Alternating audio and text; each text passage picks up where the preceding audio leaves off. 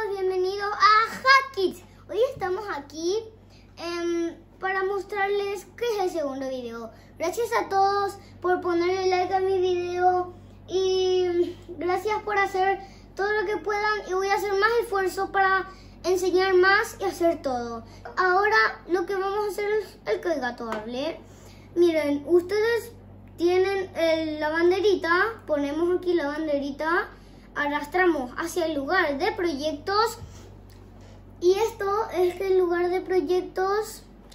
Vamos a tener aquí, y cuando ven un gatito medio invisible, este es el lugar donde solo puedes programar aquí.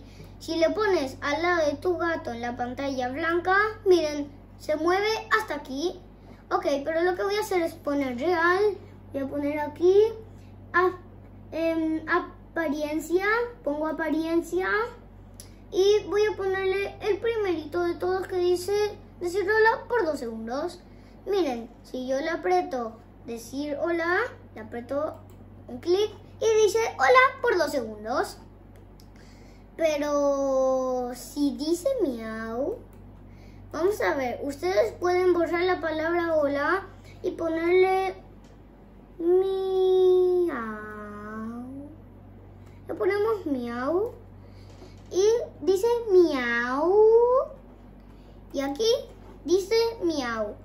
Pero si le ponemos que haga el sonido miau, miren, ustedes no solo pueden escribir el sonido miau, así que ustedes pueden hacer el sonido miau. Entramos a sonidos, el coso que es medio rosadito, y ponemos el sonido que dice miau. Ponemos aquí y miren, le ponemos abajo de la banderita, apretamos la banderita y dice. ¡Qué genial!, ¿verdad? Apretamos la banderita y dice el sonido de un gato. Ustedes suscríbanse al canal si les gustó esto.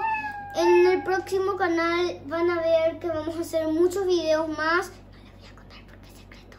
Así que pueden suscribirse al canal y pueden ponerle seguir, likes. Voy a hacer todo lo que puedo para enseñar a todos los niños. Si les gustó este canal, pongan el like, al me gusta y al compartir. Adiós.